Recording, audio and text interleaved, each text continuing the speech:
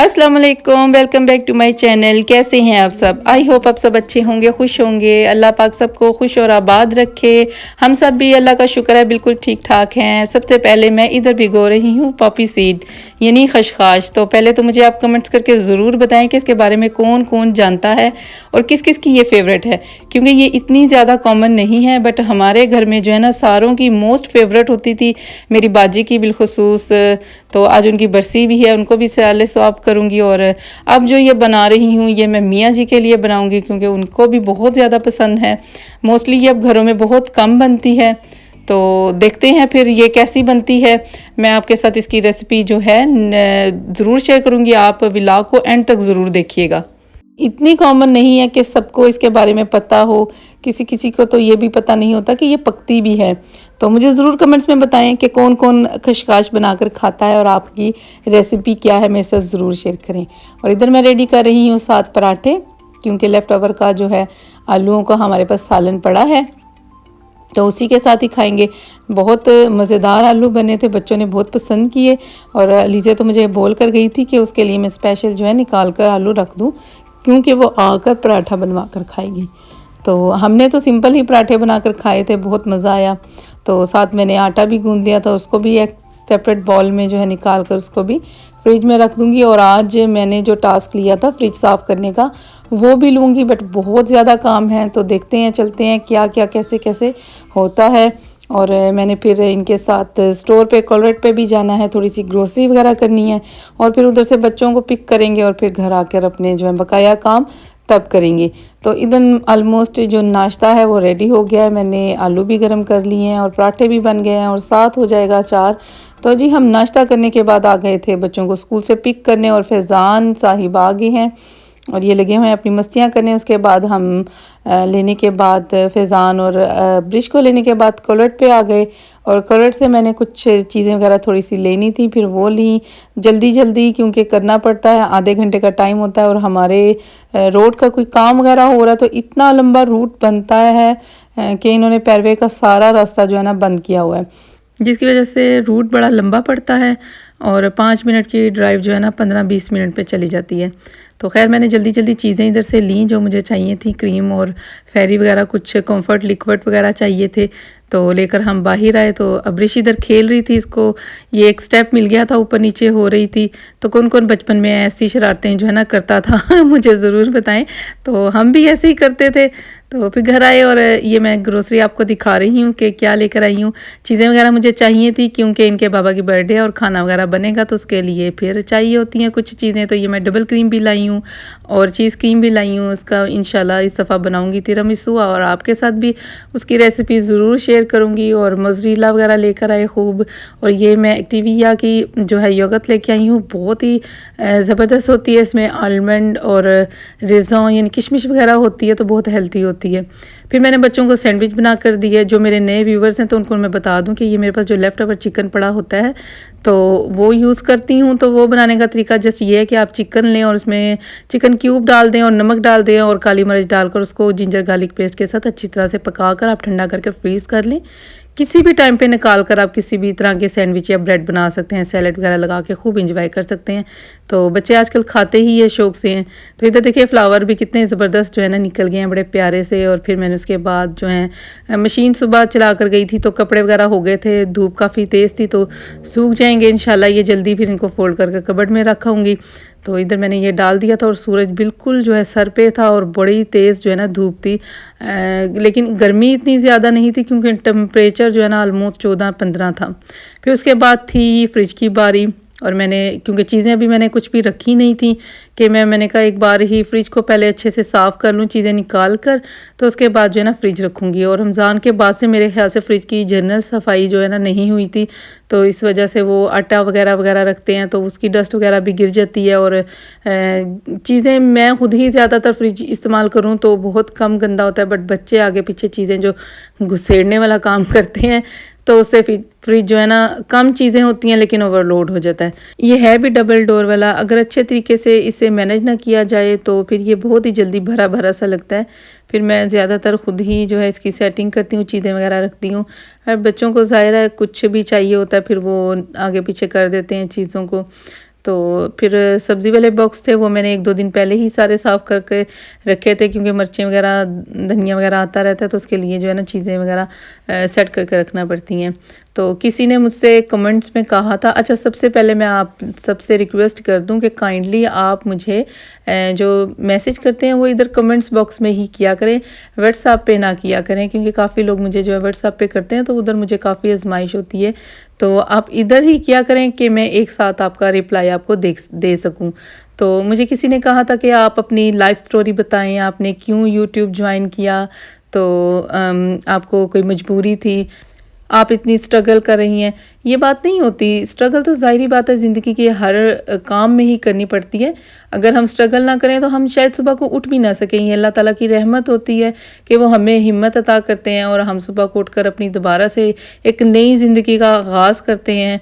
तो बस ये होता है कि किसी इंसान में फारिग रहने की वो हिस्स नहीं होती ना, उसका दिल होता है कि वो कुछ ना कुछ काम करता रहे अपनी ज़िंदगी को चलाता रहे। तो शायद मेरे अंदर भी ये थी कि अब मुझे थोड़ा सा लगता था कि मैं बोर हो रही हूँ या मैं मेंटली तौर पे उस तरह से फिट नहीं रह रही। फिज़िकली तो खैर अल्लाह ताला सबको सेहत दे, थोड़ा सा मुझे बैक का मसला था, कह सकते हैं कि अब थोड़ा सा डिप्रेशन अपने अंदर फ़ील होने लग गया था।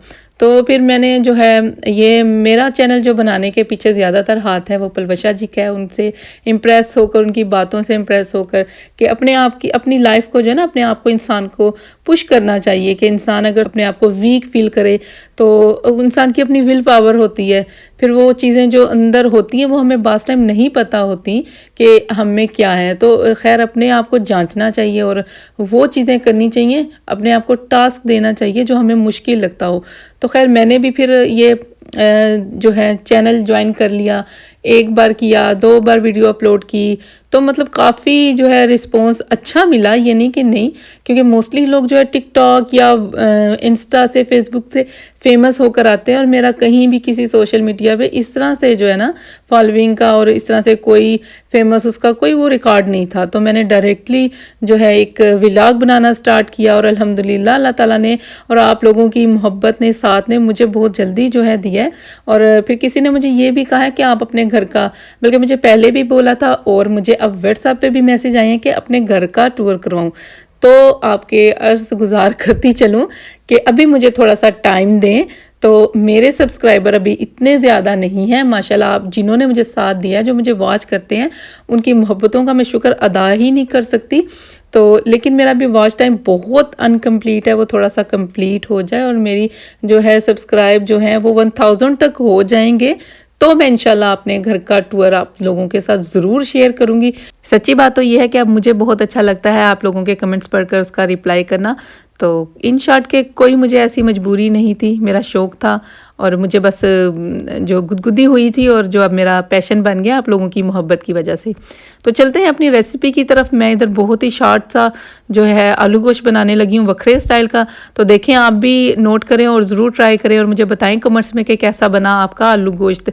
तो मैंने जो है ऑयल गर्म करके उसमें बड़े वाले जो मसाले थे ना, दालचीनी, बड़ी वाली दालचीनी और बड़ी इलायची और सारों को जो है ना तड़फा तड़फू लिया था। ये बोलती हैं हमारी पलवशा जी, बहुत ही उनके जो है ना मुँह से नाइस लगता है। तो जब वो तड़प गए तो मैंने इसमें गोश्त को भी थोड़ा सा तड़पा लिया था। जब गोश्त भी तड़प गया था अच्छी तरह से तो उसको जो है ना मैंने फिर जो फ्राई अनियन और टमाटर का जो पेस्ट बनाया था ना वो उसमें ऐड कर दिया। तो उसके बाद मैंने इसमें मसाले ऐड कर दिए थे। और अगर आपके पास ये लस्सी नहीं थी तो आप इसको जस्ट दही में पानी मिक्स कर डालकर इसको प्रेशर लगा दें। तो मर्ज़ी है, अगर आपका गोश्त जल्दी गलने वाला है तो आप उसको ऐसे ही देगची में बना सकते हैं। बहरहाल मैं काफ़ी लेट हो जाती हूँ खाने बनाने में, क्योंकि मैं फ्रिज की सफाई में लगी हुई थी। तो फिर मैंने उसको प्रेशर लगा दिया और वो जो है ना हाफ़ कुक हो जाएगा तो उसमें आलू डालूंगी और ज़बरदस्त किस्म का जो है ना वो आलू गोश्त रेडी हो जाएगा। मतलब आलू गोश्त भी मज़ेदार सा रेडी और सरों भी लिया। तो इधर बन रहे हैं अब जो मैंने सुबह भिगोए थे आपके सामने। सबसे पहले पॉपी सीड यानी खशखाश।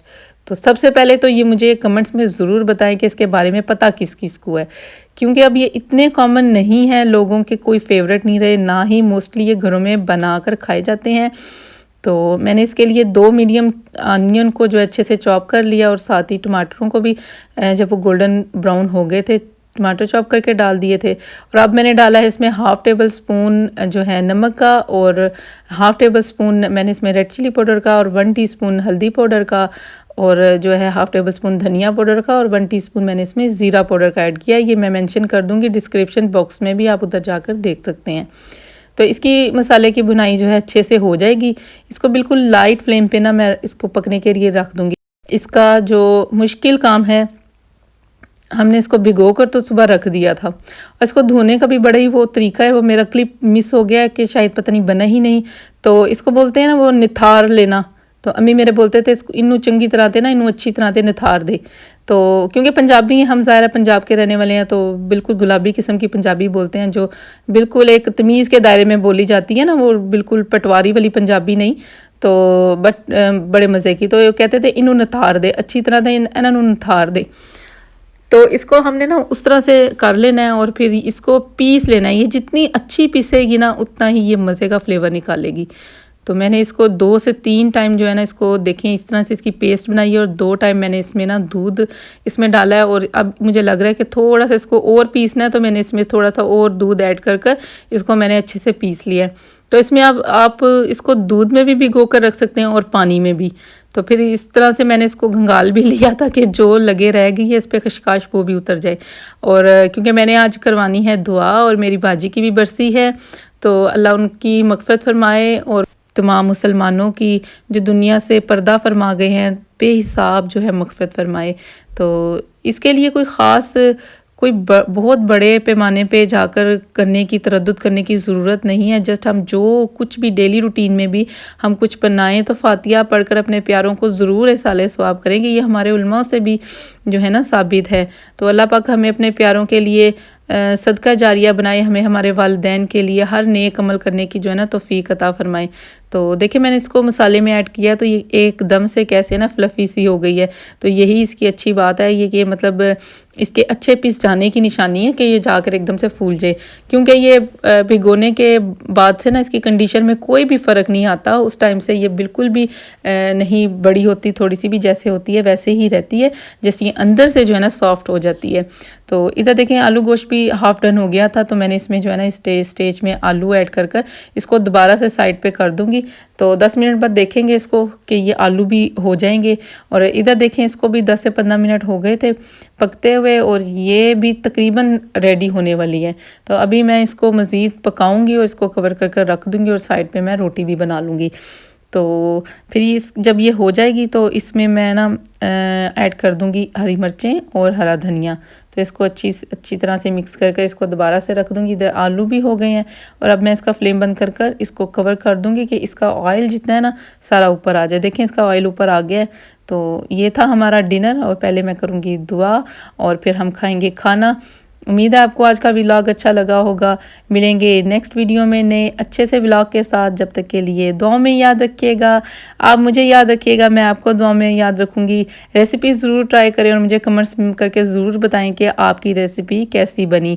और साथ ही मैं करती हूँ वीडियो को एंड।